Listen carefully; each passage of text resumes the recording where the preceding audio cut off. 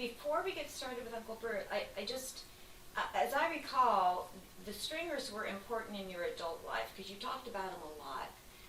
Well, we did, we visited them back and forth a lot in our older years. We'd go down and see Joe and Kay, and we'd stop to see them. Now, one interesting thing about Elaine and Gordon, they lived next door to Will Rogers' son. I don't know how many of you children are familiar with Will Rogers, but he's a great guy in my day, and I think you've heard of him. He had good sayings. He was just a good actor. He was an actor. An actor. I thought he was just a philosopher. No, he was an actor. And he had a lot of. You might check with your cell phone sometime and see about Will Rogers, but they lived next door to his son. Okay. And so one time we went down to the beach with Elaine and Gordon. We were down there, but Gordon had to be careful of the sun. He was allergic to the sun, and he had to keep his arms covered. Now, Elaine and Gordon had been over to Arabia to teach them how to farm. And that was what Gordon did, was agriculture, I guess, and farming. And then he went over there with government sponsorship, I guess, to teach them how to farm. And also, they lived over there for a while, and Elaine, being a teacher, she moved up to as close to the Russian border, and she taught school up there while Gordon was down doing his thing with the people in down where the agriculture was. And she has interesting things to say about the school that she taught. It was right close to the Russian border. Wow. And then they went over to another place in Europe, and it was where, that's okay. I can't remember what they did, but anyway, I think Elaine went home because it was kind of dangerous at the spot where they were. So that's what you had in common, was an interest in travel and adventure and teaching. Well, yes, and Elaine sang.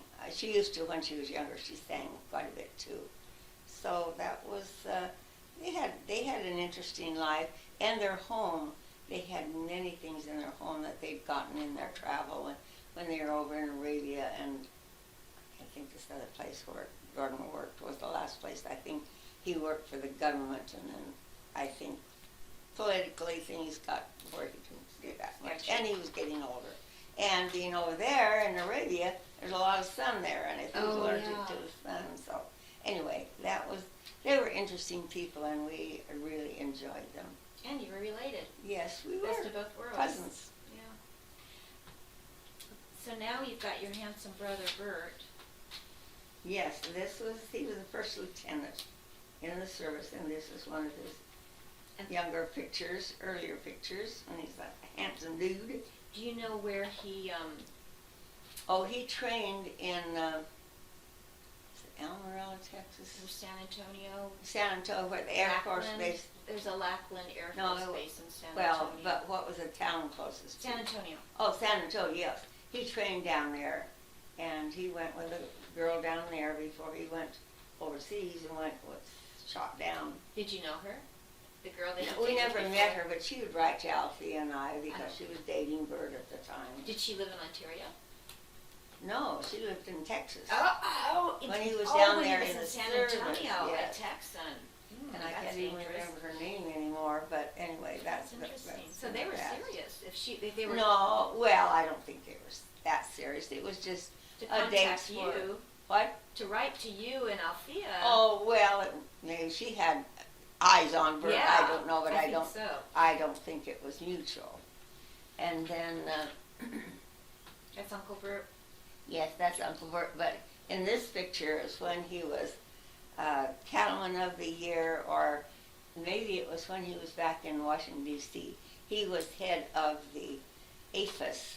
That was the bugs, and he had to take care of people at countries that were shipping things into the United States, and he had to be careful that they didn't bring a lot of insects and bugs and stuff. Too bad he's not there now. I can remember one time when he was back there, he said he had to destroy one whole place of their chickens because they had something. Some disease. But that, he wasn't happy to do that, but that was his job, so he had to do that. Maybe he could have stopped those horrible bugs that we have Well, here from coming in. well, it wasn't scientific viruses and things like that. It was animal bugs. No, I know, but no, I meant the Oh. bugs that we have flying around the Oh, house.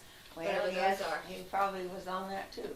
So there. And then this is Bert's first wife, Helen Trinkle. They corresponded, I guess, during his, when he was in the service. He got shot down close, I think it was Guam, I can't remember exactly, but he was shot down, and they had just bombed an island, and when they were getting out of the water into a lifeboat that they had, they were inflatable, I guess, and Bert was busy with others taking the things out of the plane, putting in the lifeboat. Bert couldn't swim, but he found that he was swimming because of Necessary. the necessary. And so they drifted, but they were drifting in their lifeboat back toward the island that they had just bombed. And so then they wired for a rescue, to be rescued. So a Dumbo with pontoons, I guess, came down and picked him out of the water. And so that was Bert broke a hand, and I don't remember, the rest of it was physical, mental, that when he came home. Well, we had not heard from Bert for a long time. We didn't know where he was. And since Helen was corresponding with him, he had sent her, or had a subscription sent to her about the 7th Air Force. And so she came up to our house and showed us on the little newspaper Clipping. sort of thing that they had, and showed Bert and his captain. The captain was in bed because he'd broken his back, and Bert was sitting in a chair beside him. He had a broken hand, and I don't remember what all his other physical things were, but he was shook up, and so then they put him right back in the air on a cargo planes. So getting back in the air, after it's like you fall off a horse, you get right back on. And do you know what and maybe you said this and I was thinking of something else. Did he, what position was he in that aircraft? He was a pilot. He was a lieutenant, but I think he was the second, what do you call it, co-pilot. He was a Okay. co-pilot, I think, in that one. Wow. Yes. And so were they dating when he sent Helen that clipping, or she had that I subscription? don't know. They She was- were corresponding Oh, back okay. and forth, but I So don't know how that's why she was serious following. it was. And And how these are just pictures of Bert when he was in the service down in, did you say San Antonio? San Antonio, San Antonio. Lackland Air Force Base. I Yes. think, because Yeah. that's the Air Well, Force Base that's the down only there. one there. It's a big Okay. one.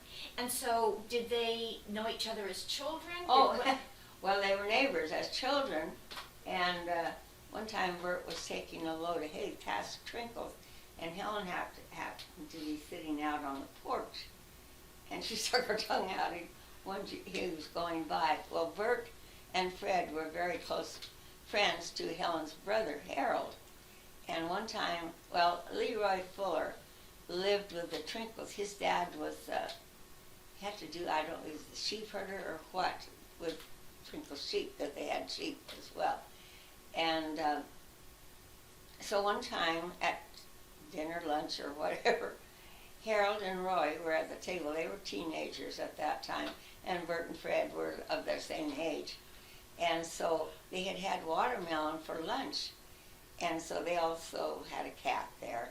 Of course, Helen liked cats, and I guess her mother tolerated them, I don't know.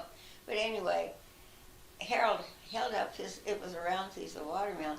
He held up his what was left of the round piece of watermelon. He told Harold, see if you can get him through. Harold picked up the cat and threw it across the table. That's not just funny. That's funny. Can you think of Harold? Helen's mother was the Oh. sweetest person you could ever imagine.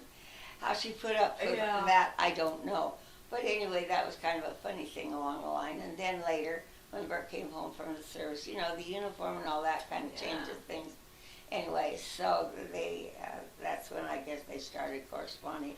Because Bert and Fred and Harold were really, Well, we used to, my dad made a toboggan for us, and then there was a hill behind Dad that was just, to me at the time, it was a pretty good hill, but it's just, kind of rolling hills.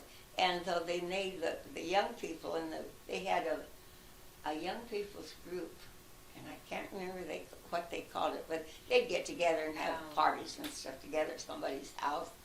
But anyway, so they made a place for the toboggan that Dad made for the community, and to go down this hill on the toboggan.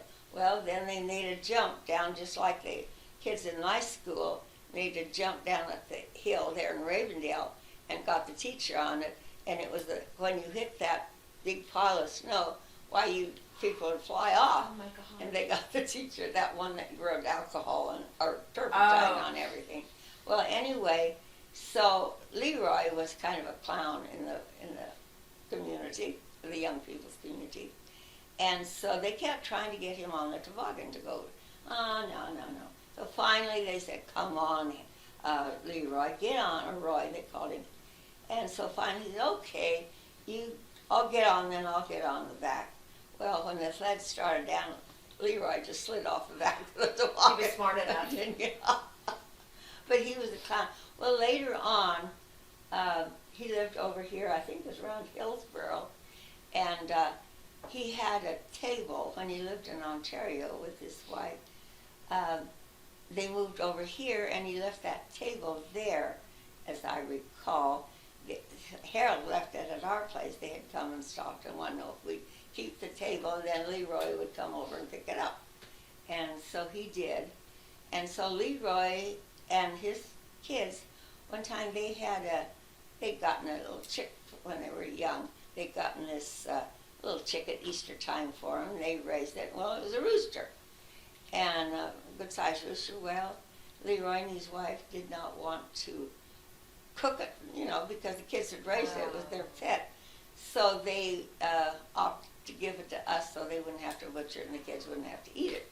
So we had this rooster, and we also had a poodle, Fifi, and Fifi was inside and the rooster was outside.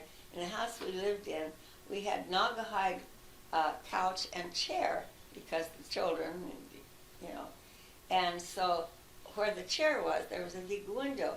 Well, this rooster used to get on the outside, the ledge of that window, and Fifi get up on the Naugahyde chair, and they kind of banter back and forth. Well, sometimes we let Fifi out to do her daily, or let her out for a run, and that rooster would be out there. Fifi would run at the rooster, and he'd jump over her, and they were just at each other all the time. Well, that was a comical thing for us to watch. But we finally butchered the rooster. That was the rooster. That's how and that was the only chicken we ever had? Which, is that the one that attacked Denise? No. Nobody, nothing attacked me. It was me. When I was little, rooster jumped up right on my chest. I thought that you butchered him because he attacked Denise. That's that might happen, but I don't recall that. We just butchered because it was kind of a nuisance around. I guess. And you were hungry. I remember. Anyway, that was the rooster. That's funny. And then the next picture is Bert and Helen after they got married, the little one at the top. And then this is Bert's second wife, Artis, whom was his great love. And he married her when he was back in Washington. She went back there, and then they dated back there. And later married. When Bert was in the hospital, he had, I can't remember what he was in there for, but anyway, he was in a Walter Reed hospital back there. And she went to see him, and they got married there. He was in bed. In the hospital. They got married And was she from Ontario? Had he known her previously? Well, yes. She lived not too far she was living with her folks. She had been married, and I don't know if she's living with her husband at the time, but their marriage had fallen apart. Anyway, so one time Gene and I were there, and artists were out in the corral, and he's trying to show her how to rope a calf. Well, she did. She got the rope on the cab and was holding it anyway. So that was because they lived. She used to drive what was the beet truck? I think it was sugar beet truck, and they grew the sugar beets, and so they'd haul them over to the factory where they'd make sugar out of. And so she was driving that truck, and then I think I'm not sure if she drove any truck for Bert. He didn't raise sugar beets, but she may have. Anyway, I think that's how they met. They weren't lived too So they far probably apart. knew each other before he went to Washington. Probably, yes. Okay. I guess they did. I come to think of it. And these are other pictures. The top one, of course, is Bert in his uniform. And across from that is my brother Fred and his son Tommy when he was just little. They lived up on that long place that the boys helped to get into the farm when they were in high school. Sagebrush. Mhm. And then they, wow. And then that's where Fred and Fern would eventually, Mr. Anderson or whoever owned the place, built this house because Fred and Fern lived up there in the house. At first it was just a kind of a garage up there on that place, and whoever was up there working, they had a kitchen and then where a bed was, just big enough, and then there was to put tools and things in kind of a garage behind them. And Bert, he never bashed, I guess, before, but he learned how to make rice. He asked us, well, how do you make rice? Well, and so he thought, well, I'll put some in this pan. I'll put about what rice what I'll eat. He put in there, started cooking. It was swelling and swelling, and pretty soon he had rice almost every kettle he had, because he didn't realize how it swelled up. Anyway, that was kind of a funny thing with him. And so that was the only house on there, just a place for somebody to stay. And did he build that for Fred? Because Fred worked for Well, him. I don't know. He just built it so somebody could run the farm that it was on. We built a farm out of it, but he needed somebody to run it. And Okay, so he was a Fred caretaker. stayed- Okay. Fred lived up there. I don't know any of the Details. details about that or not, And, but that's where Fred and Fern lived then. and later on we see, or maybe it's before, we see a picture of Alta on a horse, and you talked about her taking a sandwich to your dad. Who And was working on this That place. Anderson, okay. And then there's a picture of Gina and I that was not too long, well, we were dating there.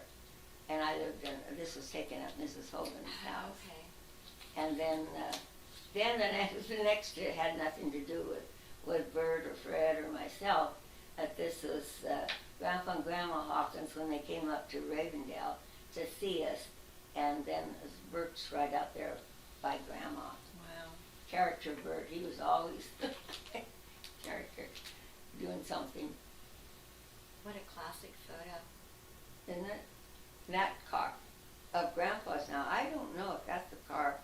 When I was staying with Grandpa and Grandma, and I was used to an open air, that car that I told you had chain link fences around it. Well, that's what is all open air. And when I got in Grandpa's car, which was closed, I got car sick. Oh. And he had to stop, and I felt so That's bad. interesting. Because it was lovely, all plush inside, Oh, you got sick in the car? I got sick in the car. Now, I don't remember if he let me out before I got sick, but I know I get car sick when I ride an enclosed car. Huh. I don't remember I got car sick, and I guess they have to stop, but I don't remember getting their car dirty. And the Grandma Hawkins, was that Lizzie? Or No, was that's that Charlotte. Charlotte, okay, thank you.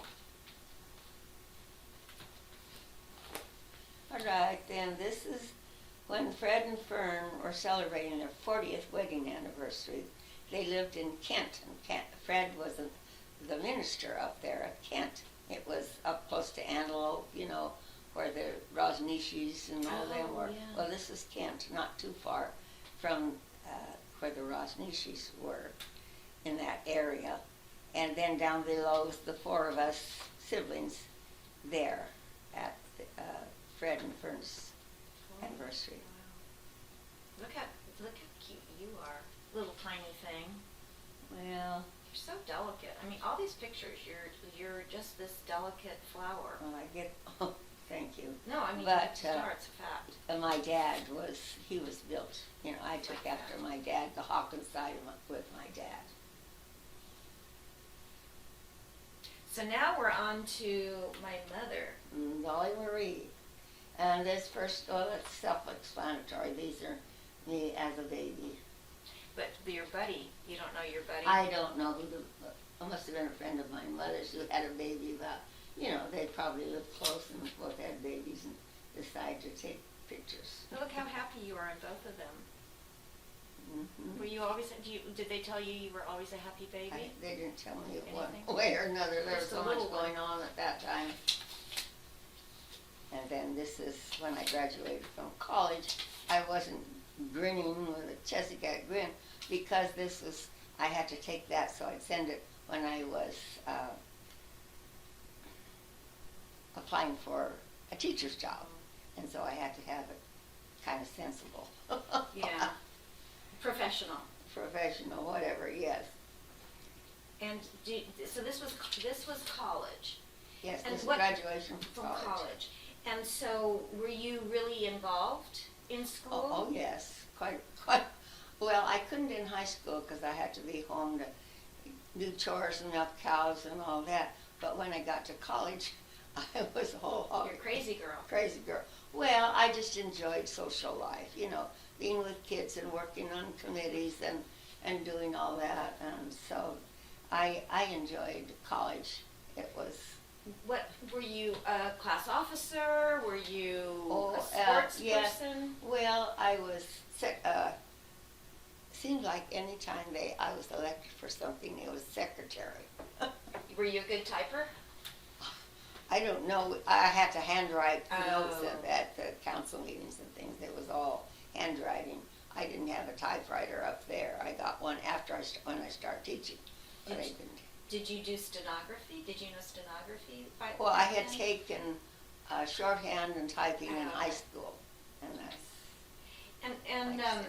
you always talk about evensong. Is that Oh, college that or high was school? at college, at graduation time. Well, during the year, we always practiced the songs because that was even song. The graduates that was stairs that were kind of, went down from the college down to the audience, which was facing the stairs, and it was our graduation songs and things for the audience that came to our graduation. And so they had, one time I got the chicken pox from some of my students I had practice teaching. And so I was there and I got this note from the faculty that I was selected as one of the princesses for the evensong. It was the Queen of Knowledge was what the princesses were escorts to the Queen. Anyway, so we had to go to this assembly to, they gave us something that we had to memorize, and then in front of the student body, we had to give from memory, this little, it wasn't a whole lot, but you had to do your punctuation and your weight, how you wanted to say it in front of the student body. Well, when they were giving those speeches in front of the student body, I had chickenpox that I had gotten from student teaching. And so I couldn't go be on the stage to give my version of what they wanted us to. It was all the same thing. I think each one of the princesses had to say the same thing out in front of the student body, and then they chose a queen from them. And so I wasn't there. Well, I was still one of the princesses. But you couldn't compete for queen because you No, weren't able because to I wasn't read able that. to do that. Oh, okay. Anyway, my best friend was queen. Well, she and Eileen, after Eilena came, I had two best friends, and they were good friends together too. Rhoda Chalet she was married, and she lived, they had a little,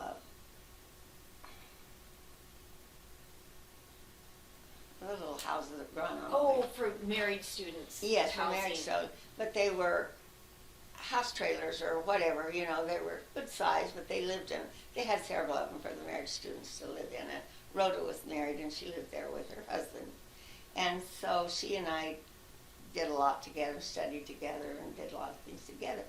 And so then when it came time for the picture, they took pictures of the princesses.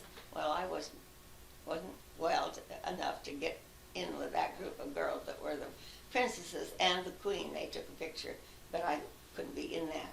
But in the ceremony, I was able to go to the evensong ceremony. I was finished by that time. A little country girl that hadn't been exposed to chicken pox and mumps and measles and all that Crazy, stuff. that's right. I didn't think about that. 'Cause Well, most people get them when they're 6 little. or 7. Well, I think I had the mumps when I was little because my brothers and sister, whatever, all had them, but I was the baby, and they thought my throat was a little bit big for the mumps, and so they thought probably I had them too, but they weren't sure because I was a baby. Well, when my children had the mumps, I didn't get them, so evidently I must have had them because I didn't. Yes. That's wild. And so, are there any pictures of you in this evensong Oh ceremony? yes, there is.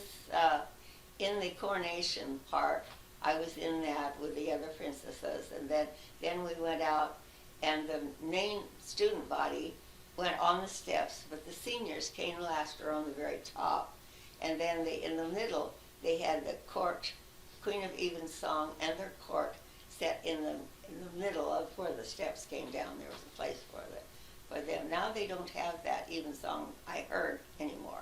That's a shame. So, well, it was for us. It's getting too big for that now. And so did anybody ever record the song when they were singing? I doubt it. That's a shame. We had to practice every time we'd have an assembly. We'd have to go to the song that we have to learn by memory so we could sing them at Evensong. And were they like go Eastern Oregon State, or were they Oh, religious? no. Or Well, I can't remember. Well, I have copies of the songs that we sang, I think, somewhere. do you have the pictures and the copies and songs and all of that? That's in your trunk? I'm not sure exactly where they are. They're probably in some of the things that That we we were going reviewed, through. I yeah. think that are in the trunk. That would be where it would be if they're in there. And going back to when you left for school, and you and your dad were very, very close. Yes. And so, was it hard for him when you moved to college? Oh, I don't know. It's a progress in my life, and if he did, I didn't know it. I was just off on a new adventure. Did he drop you off? No, I went the train. He took me down to the train depot, and I rode the train to La Grande from Ontario. And then And he bought me a big trunk is that, and oh, and a small suitcase that I could go back and forth home from when I go home from college for the weekend or whatever. there you were on the K with your trunk and your suitcase saying And they goodbye. Well, yes, to Dad. And then when I got there, the college had certain people that were had badges on. Ask me, it said.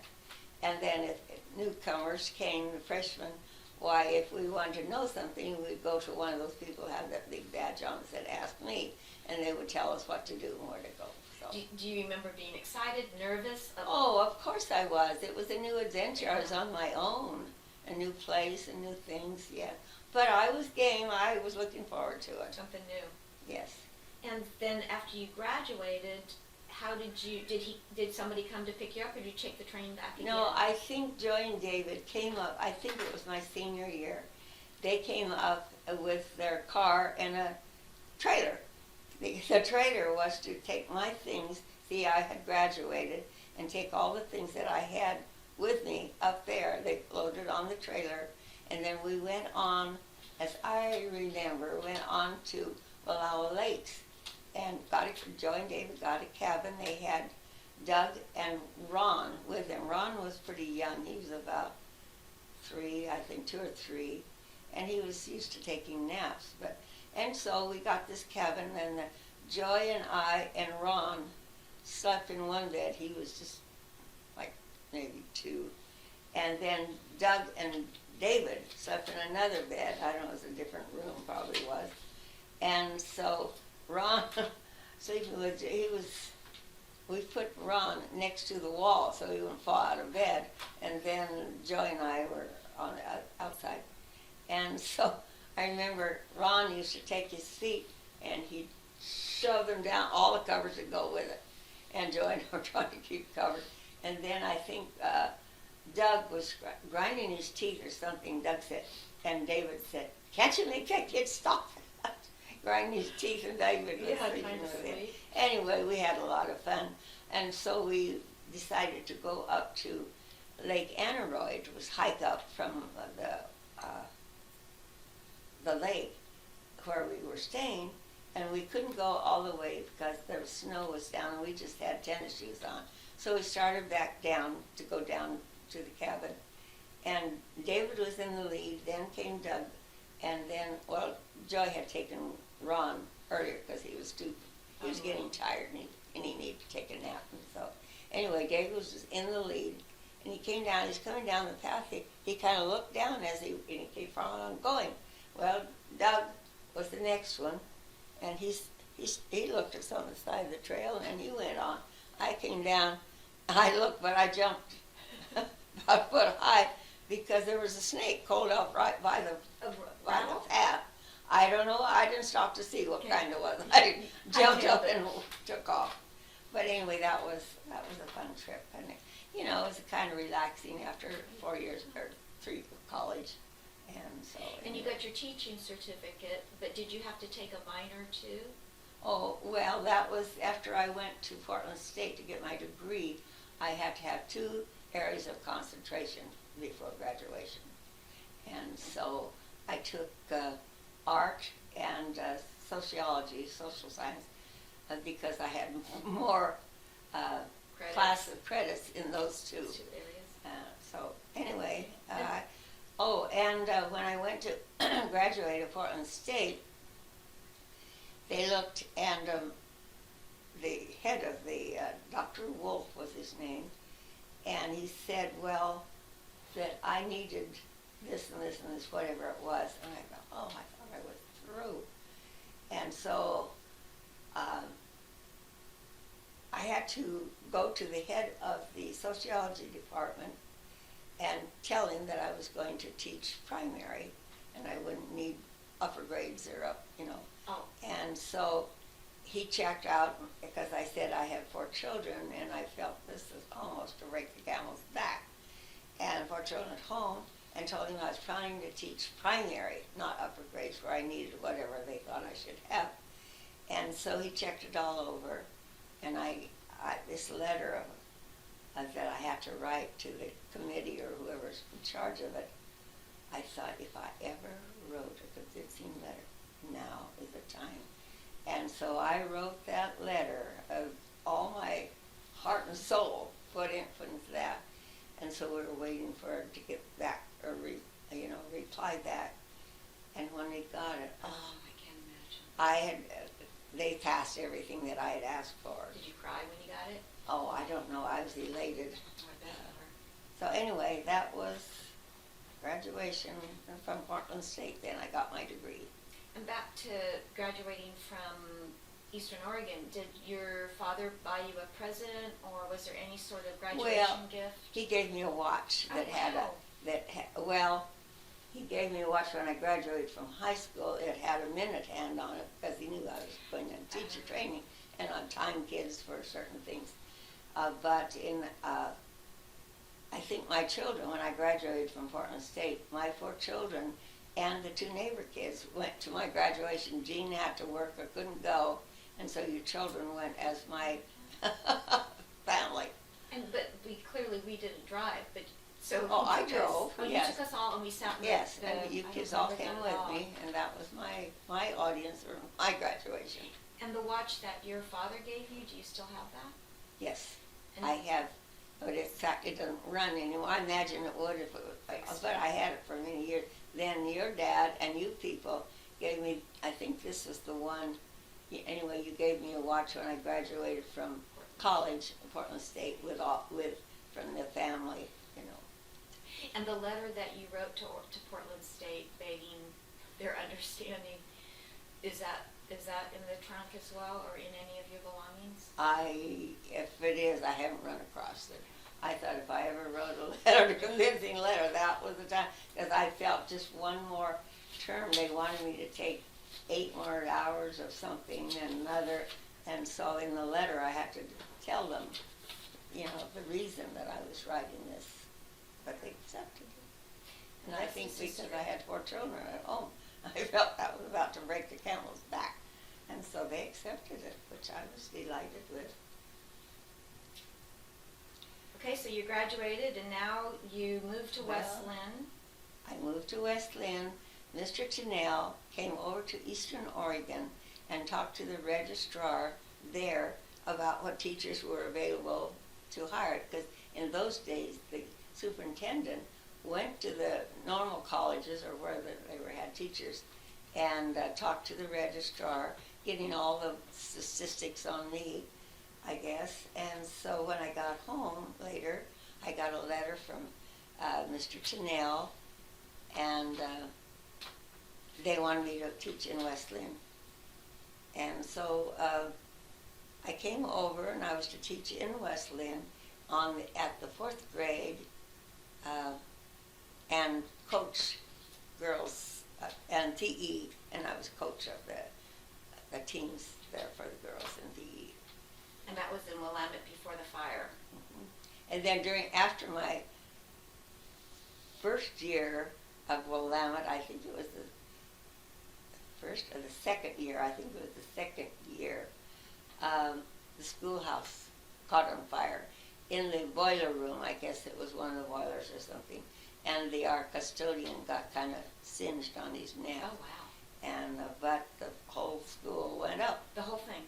Mm-hmm. So the Willamette grade school that all his kids went to, that was a brand new school That was a new in the early 50s. Now, I don't know about the gym, but the furnace was in the basement, so it probably, I don't remember all, but I know it was, and I have pictures in my belongings of the Willamette School when it's burning, because we had just the right girl that Dorothy Wallace and I got a ride with. She was coming from Oregon City, and she stopped and picked us up there just at the foot of the hill. It goes up to high school. And so we rode with her. On our way out to there, we saw there was the smoke coming up, and we thought, that looks like where the school is. And we got there, and it was on fire. And there's people throwing books and stuff out the windows to try and save as much as they could. Oh, yeah. But it was then we taught the 2nd and 3rd grade, went up to the Sunset Fire Hall, and they had some of the little ones, I think the 1st grade or maybe the 2nd, went in the church school, and I can't remember if some of them, I think, were downstairs in the Willamette Fire Hall. Then after 1 year at Sunset Fire Hall, we moved the 3rd grade, and I was teaching 4th grade. We went down to the Willamette Fire Hall and taught in there for a year, and then while they were building the new school. And then after that, then we moved into the new school. And the church basement, was that at the Methodist church that we, oh, that's crazy. That's where they kept the 1st and 2nd grades, I think, when they taught them. But we were scattered all over. Yeah. And 2 years to build the new school, or was it pretty quick? Well, it's pretty much, yes. I think they did, because they got right to work on it, and they had a lot of people, because the school kids were, scattered all around. Well, I'm going to stop here because we've got a lot to talk about with your and Dad's meeting, etc. And we're running out of time.